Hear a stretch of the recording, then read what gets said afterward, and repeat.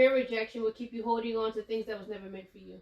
The fear of rejection will keep you holding on to the wrong things. Those things have left you and you are still sitting in the same place. Those things have moved on and you are still paralyzed in the same spot. This is what the fear of rejection will do to you. So it's your turn to get up and walk into the things that's meant for you. Hey everybody, welcome back to my channel. It is your girl HealHer Griffin and I'm back with another video. I am your HealHer relationship coach, where I'm helping you to heal your relationship with God, heal your relationship with yourself, heal your dating relationships, your relationship with your father if that opportunity in that relationship is still available to you, and to heal your relationship with money. I am all about securing your heart and your bag, because who said we can't have both? So today I am going to start a 3-part series about overcoming the fear of rejection. Like seriously, news alert, like news alert. Rejection is not the problem, and rejection is not necessarily bad. It's the fear of it that keeps us limited in our life. This is going to be a really dope series. So before I even get started, go ahead and like, comment, and subscribe to my YouTube video and my channel if you haven't done so far, and make sure you share this video with a friend, because I believe at the end of the series you are going to be set free from rejection, from the fear of rejection, and it's going to help you to, like the title says, 10x and increase your love, increase your life, and increase your loot. Okay, because we're all about being totally fulfilled in every area of our life. So again, go ahead and like, comment, and subscribe, and also leave me some comments in the comment section below. Talk back to me, give me feedback, let me know if this video is resonating with you so far. Let's have a little dialogue right below. But I'm really excited about getting started, so let's get straight into it.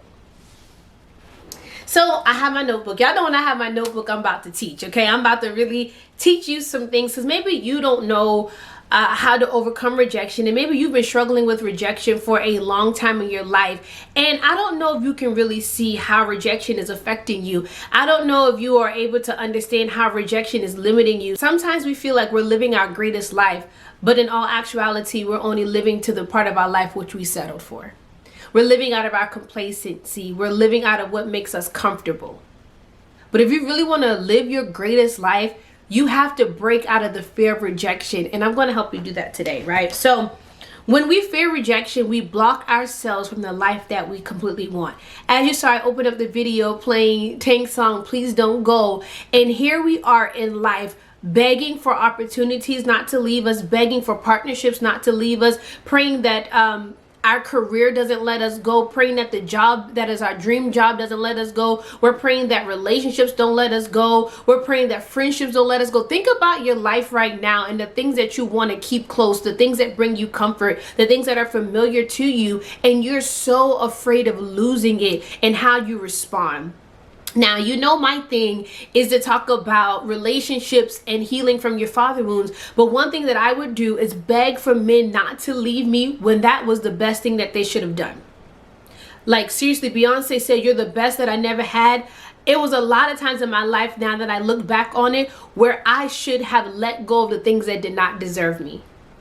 But here we are begging for things not to leave us, even if they don't deserve us, even if they no longer served us. Sometimes we beg for things not to leave us when they served us in a particular season of our life that they're no longer serving now, where they're no longer enough now. And we keep holding on to it because I'm comfortable. I know this. I know what to expect from this. And when we fear rejection, and I'm going to get into that, we start to live like that, begging for the things that need to walk away from us pronto, the things that should have left us at hello, and we beg for them to stay. So for me, in relationships, I would beg for guys not to leave me. I did not want to be without them. I had rather live in misery with them than to live without them. I'd rather have a little piece of them and not have all that they were, although a lot of them weren't even that great. But I didn't want them to leave. And whenever you are praying for God to, in particular, to send you a husband, if you already have his seat occupied, where would he go? So go ahead and put in the comment section right now, no more seat fillers. No more seat fillers to the things that God really wants to get into our life, that we block, that we keep out. You're praying, you're pretty much working against your prayer when you're begging for things not to leave you when God is trying to bring something new to you. So go ahead and let that seat filler, the one that, because you know what seat fillers are, right? They're people who are paid. Oh, glory. There are people who are paid to be in a particular seat to make the house look full. So that when other people come into your life, it looks like you got it all together. It looks like you got a whole crowd following. It looks like you got some followers. It look like you look like you got it going on, but really what's in your life is paid to be there, because the enemy is hiring a lot of things to remain in your life so that you never have what's really true, with what's really authentic. I feel like I'm talking good already.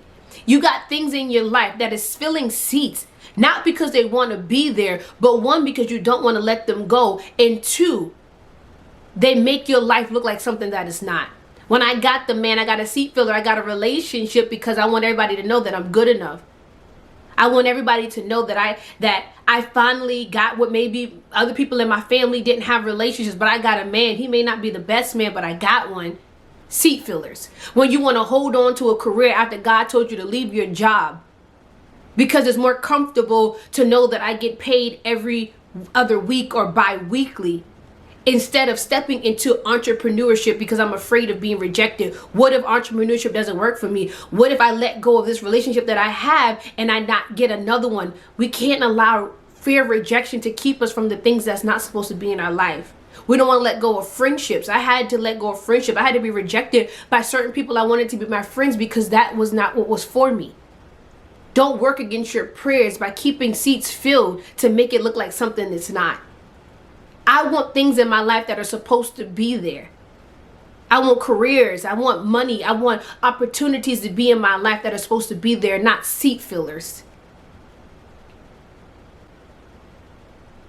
that the enemy has hired to keep me from the things that I really want. I don't got time to fake it until I make it. I ain't got time. And I really meant to use my Geechee language. I ain't got time. I haven't even gotten into my notes. I ain't got time, y'all. I ain't got time for certain things to be in my life just because I'm afraid to let them go. I ain't got time. I ain't got time to have things in my life just to fill me for now, and they're not going to be there later. Because seat fillers are just there for that night, but they don't follow me. They're not my true success. They're not true proof of what's really happening. Not true proof of my commitment, my true dedication, my true followers, and those that want to be in my life. They're not true. So let's let go of the seat fillers, okay? So rejection is not the problem. It's the fear of rejection. It's the fear of rejection for me, right? So I think I'm trying to tell you guys, like, I would fear people leaving me. Like, I would be so afraid to let people go. When rejection is good, rejection is necessary, rejection is what we need. But fear is paralyzing. Fear is the problem, not rejection, but fear is the problem. Because the enemy always places fear behind the things that you really want. Think about it. Think about the love that you really want, the financial success that you really want, the life success that you really want. You want to be able to travel the world. You want to be able to take care of your children. You want to be able to live and not have any types of need. But think about all of the fear that is associated with all the things that are good, with the things that are from God, the fear of failing, the fear of being without, the fear of missing out. The enemy always places fear behind the things that he knows that you want. He also places fear behind the things that he's afraid of you having. So really, fear of rejection is projection from the enemy. He's projecting his fears onto you so that you don't go after, so that you don't break out of your box, so that you don't bust through the ceiling, so that you never break generational curses, so you never go beyond your limits because it's comfortable. Fear of rejection is comfort. Fear of rejection is settling. What is the enemy trying to keep you from? What are the promises that God has spoken over you that you are being kept out of because you're afraid of somebody telling you no? Because you're afraid of failing again? Because you're afraid of somebody rejecting you? Because you're afraid of not being wanted? Because you're afraid of being abandoned? What are you? Think about your life. Like, literally sit here, pause this video, think about your life and all the things that you want that you haven't gone after because you're afraid of being rejected. because you're maybe afraid of being out. But what about the fears also that you're staying in this relationship with this toxic situationship because you're afraid of being without them? You're afraid of them rejecting you. Because fear will make us hold on to what's not for us, but it'll also make us push away the things that are. Right? So, what are you afraid to try that's new? Because sometimes we're afraid to try new things because we're afraid of getting it wrong. Or maybe you've tried something before and you failed at it and it didn't work the first time, so now you're afraid to try again. Fear of rejection will keep you from trying new things. It'll keep you from growing.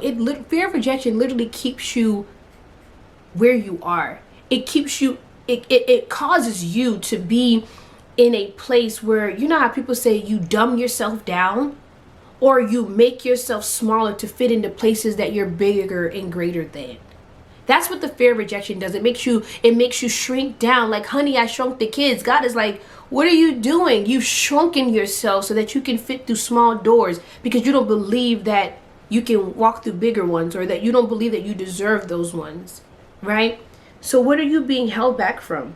I wouldn't give my best in certain cases because just in case you reject me, if you reject me, I'm fine. I'm confident because I didn't give my best, so that's why I didn't get it. I was afraid of giving my all because if I gave my all and I was still rejected, that told me a story. See, the problem with the fear of rejection is it begins to tell you a story, and we'll get into that next week. But don't let the fear of rejection tell you a story that's not really true. Don't let the fear of rejection tell you rumors about you to you, because it'll tell you things about yourself that's not even true. Right? But I would be less disappointed. I would be less disappointed if I got rejected from something that I didn't give my best at. Okay, cool. You rejected me? All right. I didn't get my best anyways. Less disappointment, right? Less expectations from it, right? So rejection was devastating for me, and it kept me from what I really wanted, and it kept me in places that I shouldn't have been. Think about it. Where has the fear of rejection kept you from? Because I know for myself, if I would have feared rejection so much, I wouldn't have wrote my book. If I feared rejection, I wouldn't have left my 9 to 5. I wouldn't have left my comfort of getting a check. I wouldn't have left my security blanket. If I feared rejection, I would have never started my business. I wouldn't tell people about the opportunity to come into wealth. Think about all the things that I would have kept myself from because I'm afraid of being told no, because I'm afraid of somebody not wanting me. Wow. Wow.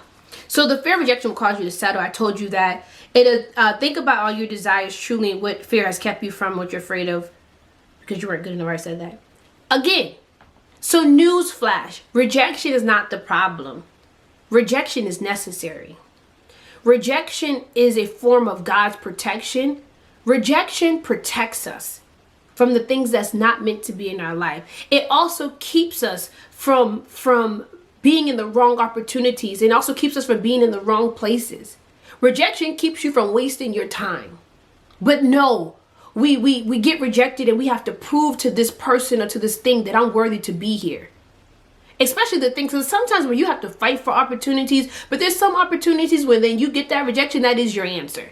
You're praying, God, should I take this? They reject you. Oh no, I come against that. I rebuke it in the name. No, why are you rebuking something that God rejected you from? That's like Saul talking about, I reject you, Samuel, from telling me that God is taking my position. How you going to rebuke God? How you going to rebuke God? They don't give you the opportunity or they don't give you the job. I rebuke you in the name of Jesus. I come against every door that was me, every door that's been closed. What if God closed the door? I'm thinking about the picture of Noah, and what if, because the Bible says that God shut the door when the rain and the flood started.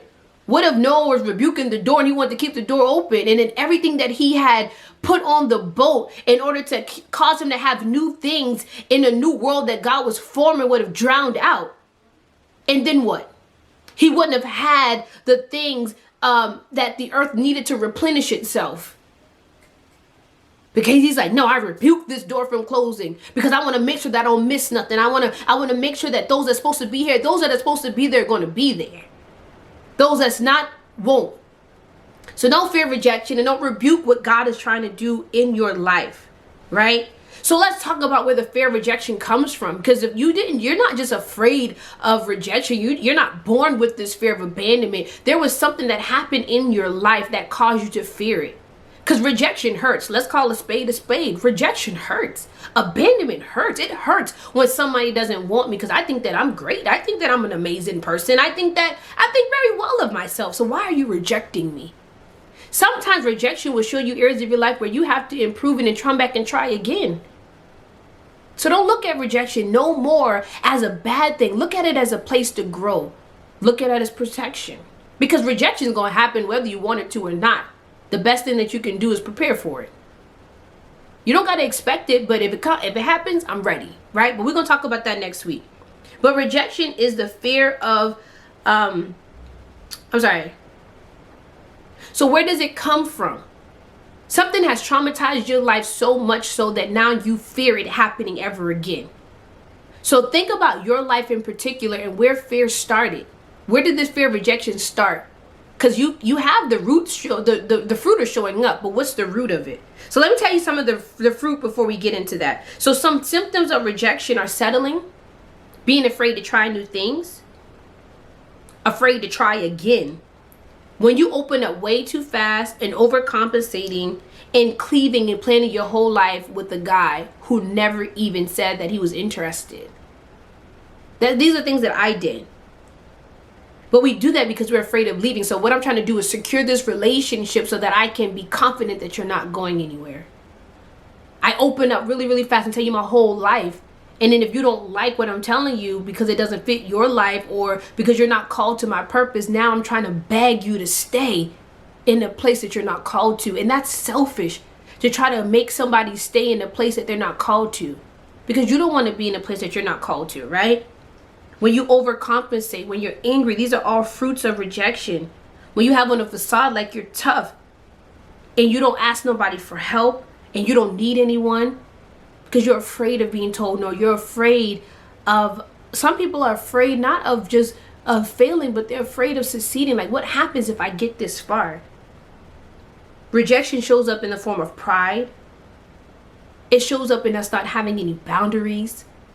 Lawless, just everything goes. People can do whatever they want to do to you because I'd rather be in misery with you than without you, right?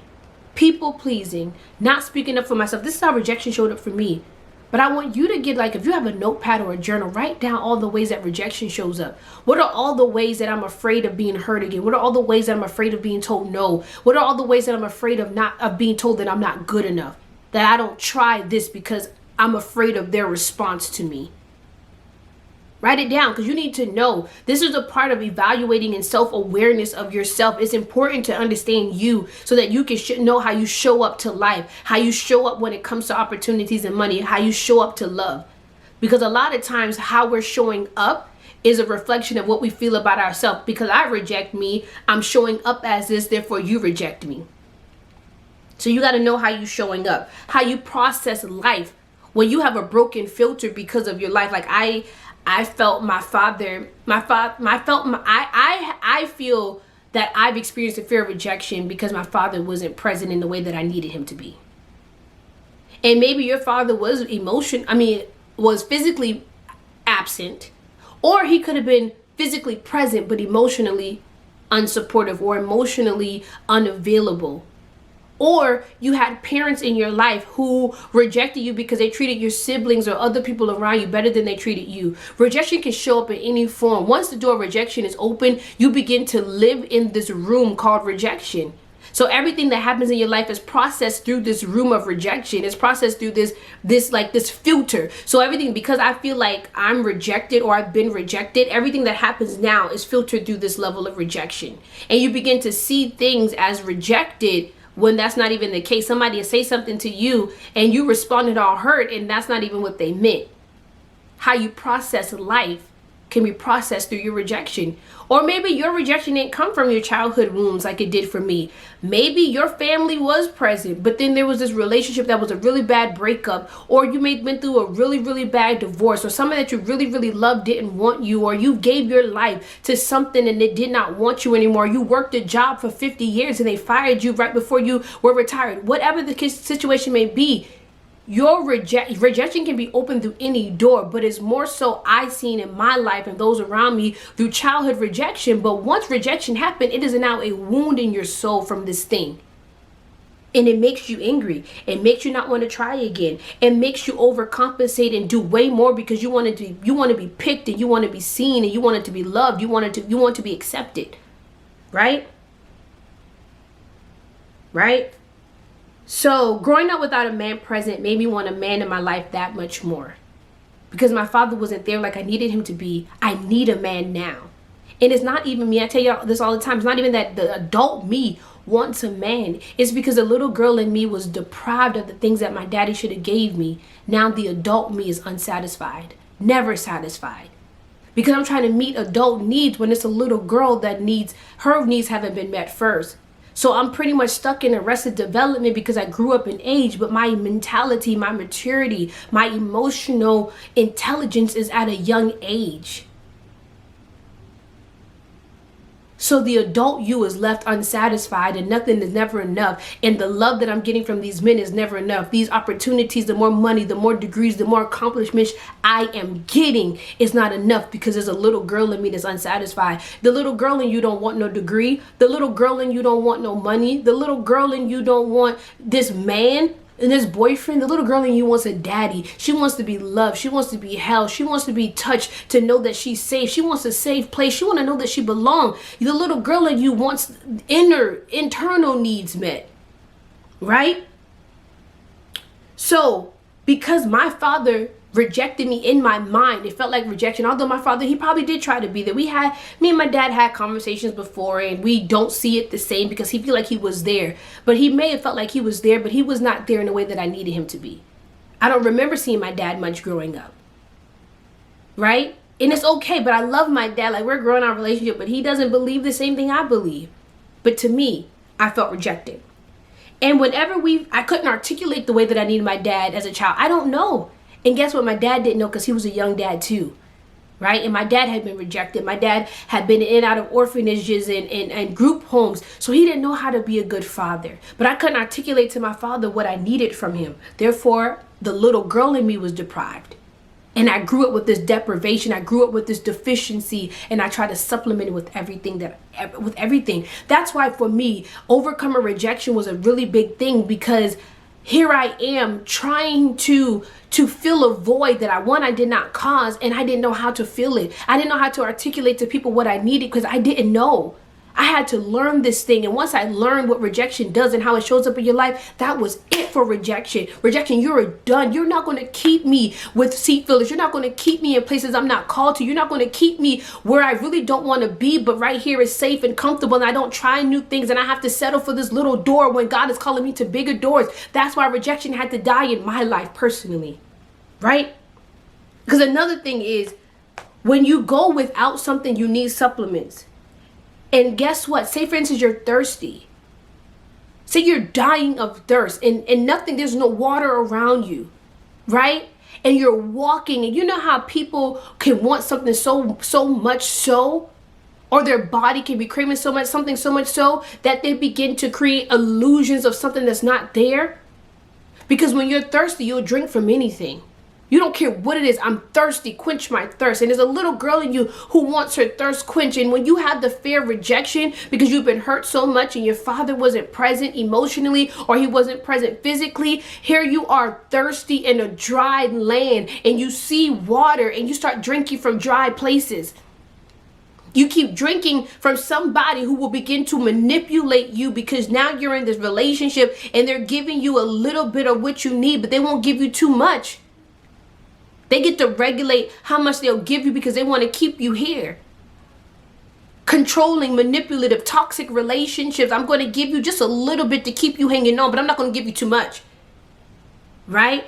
These are all the things that begin to show up in our life when we're thirsty and we're fearing rejection. Even bosses and jobs do what they want to do to you and to other people, because I'm working 9 to 5, but they do what they want to do to people because I know you need this job, because you got kids, you got mortgage, you got rent, you got a car note, you got these things. So even if I tell you I'm not going to pay you more, you're going to stay here because you're used to that. You're not going to try and go for more because you're afraid of being rejected. Right? So don't drink from dry places. Don't drink from places that are illusional.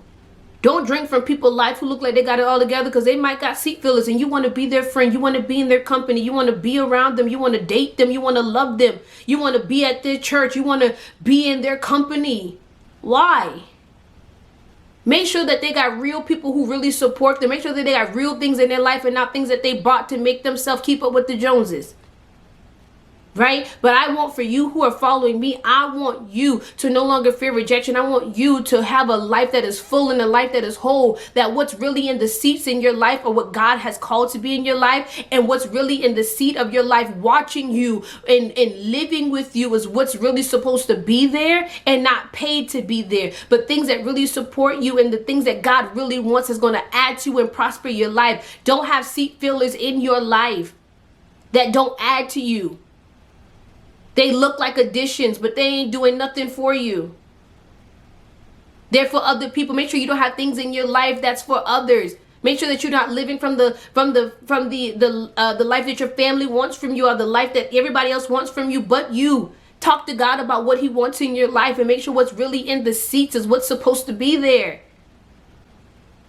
Make sure what's really in the seats are not counterfeits and fake outs. Counterfeits, when we're fear of rejection, we'll settle for the counterfeit. It's not all that I want, but it's here now. It'll do. It's good enough. Don't settle for the counterfeits. Okay. So in wrapping up, so next week we're going to talk about how to overcome rejection, how to heal from childhood rejection, as well as like rejection that you experience later on in life. Silencing rejection. We're going to talk about all of these things. But one thing that I want to leave you with is rejection is an event and not an identity. Okay? Jesus was rejected, but he was not the rejected. He was rejected. But then God used him to be the very cornerstone that salvation is built on. So think about your life and what you've been rejected from. Think about you even experience levels of rejection.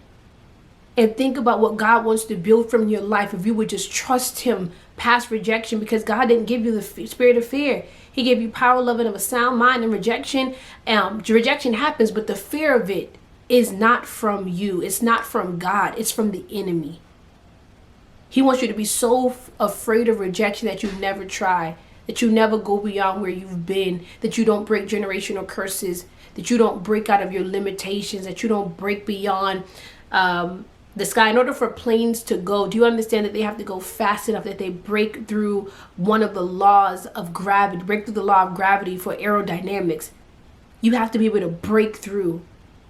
Think about all the people in our life and around us who had to not be afraid of rejection in order to do great things.